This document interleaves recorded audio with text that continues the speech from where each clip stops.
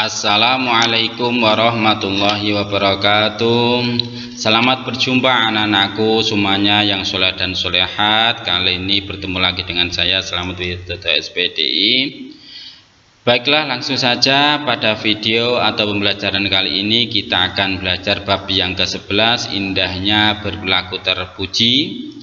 Kita akan membahas subbab yang A, yaitu kisah persahabatan Abu Bakar dan Rasulullah Shallallahu Alaihi Wasallam.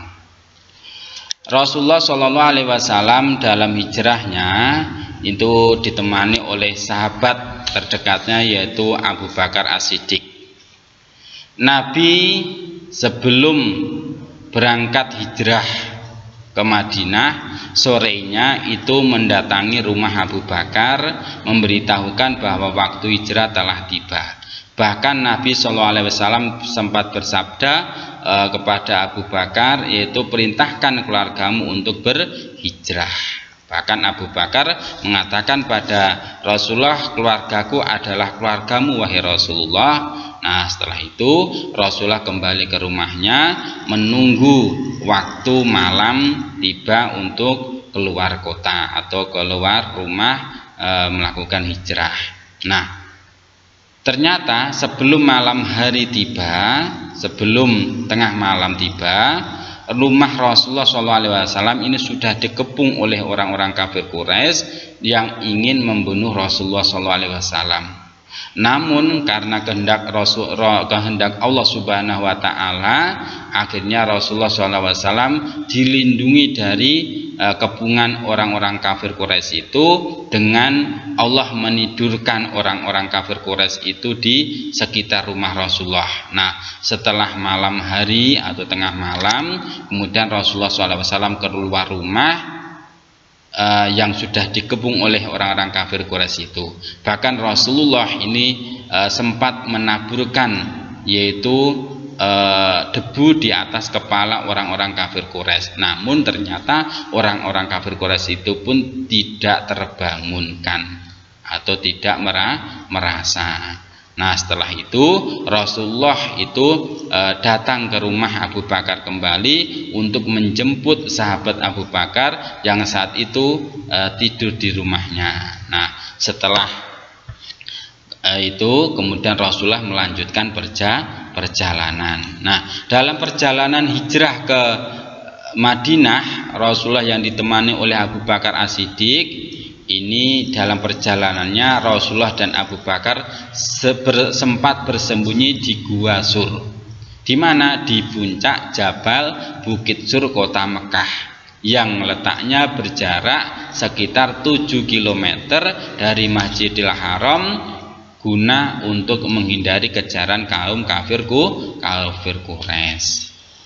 Anak-anakku, ketika sampai di mulut gua, ini Abu Bakar berkata, demi Allah, janganlah Anda masuk ke dalam gua ini sampai aku yang memasukinya terlebih dahulu. Kalau ada sesuatu yang jelek, maka akulah yang mendapatkannya, bukan Anda. Kemudian Abu Bakar masuk membersihkan gua dan menutup lubang-lubang di gua dengan kain, khawatir jika ada hewan yang membahayakan Rasulullah seperti ular atau kalajengking.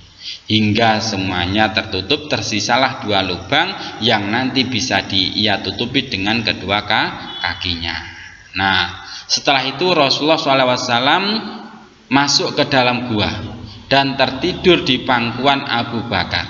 Ketika Rasulullah SAW istirahat, nah tiba-tiba seekor ular menggigit kaki Abu Bakar. Ia menahan dirinya untuk tidak bergerak karena tidak ingin membangunkan Rasulullah dari istirahatnya. Namun karena Abu Bakar adalah manusia biasa, rasa sakit akibat sengatan hewan itu membuat air matanya menetes dan terjatuh di wajah Rasulullah. Sang kekasih Allah pun akhirnya terbangun, kemudian bertanya, apa yang menimpamu wahai Abu Bakar? Abu Bakar menjawab, aku disengat sesuatu. Kemudian Rasulullah SAW mengobatinya. Dalam satu riwayat disebutkan bahwa Nabi mengobati Abu Bakar dengan ludah beliau.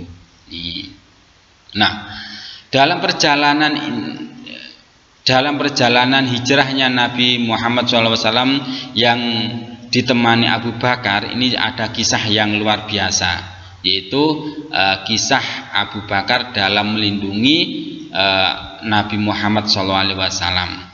Kemudian ketika tengah hari atau siang yang panas, kemudian Abu Bakar melihat ke sana kemari tempat yang bisa digunakan untuk berteduh. Namun karena di padang pasir yang panas, yang tandus, akhirnya Abu Bakar hanya menemukan sebuah tempat, yaitu batu besar, yang dengan batu besar itu akhirnya Rasulullah SAW dan Abu Bakar yaitu istirahat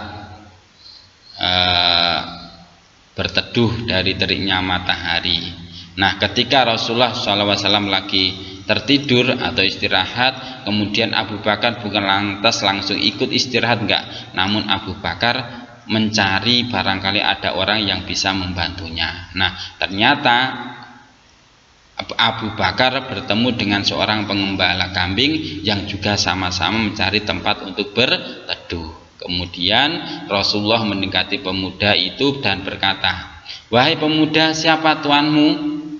Pemuda itu menjawab kalau tuannya adalah seorang kafir yang terkenal. Kemudian Abu Bakar itu tanya, "Wahai pemuda, apakah kambingmu ada yang punya susu?"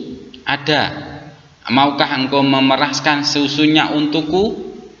Ya. Akhirnya pemuda itu memeraskan susu kambingnya dan diberikan kepada Abu Bakar As-Siddiq. Nah, setelah itu bukan Abu Bakar langsung minum, enggak, tapi dibawa kembali lagi ke tempat Rasulullah istirahat, menunggu sampai Rasulullah bangun. Kemudian setelah Rasulullah bangun, susu itu diberikan kepada Rasulullah, kemudian Rasulullah meminum sampai puas. Nah, setelah itu ada sisanya baru Abu Bakar berani meminumnya. Nah, dalam perjalanan pula anak-anakku yang saya cintai, dalam mengawal Rasulullah selama perjalanan, Abu Bakar adalah benar-benar sahabat yang luar biasa. Abu Bakar itu dalam perjalanan kadang berjalan di depan Rasulullah dan terkadang juga berada di belakang beliau, sampai Rasulullah SAW itu sempat bertanya kepada sahabat Abu Bakar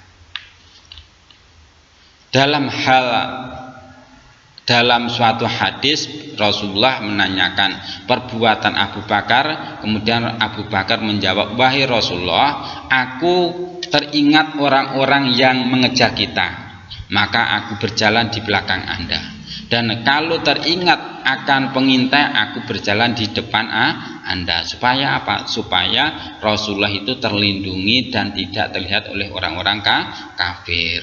Nah, kemudian dilanjutkan sampai ke tempat tujuan, yaitu sampai di Madinah. Itulah kisah menunjukkan bahwa Abu Bakar ini menunjukkan kecintaan beliau yang begitu besar kepada Nabi Muhammad SAW, sehingga Rasulullah SAW itu sempat bersabda, yaitu ruh-ruh itu bagaikan pasukan yang berkumpul berkelompok. Jika mereka saling mengenal, maka mereka akan bersatu, dan jika saling tidak mengenal, maka akan berpisah atau tidak cocok. Hadis riwayat Bukhari Muslim. Demikian anak-anakku kisah persahabatan Rasulullah SAW bersama Abu Bakar As-Siddiq. Semoga ini menjadikan contoh bagi kita semuanya untuk saling mencintai pada orang-orang yang soleh.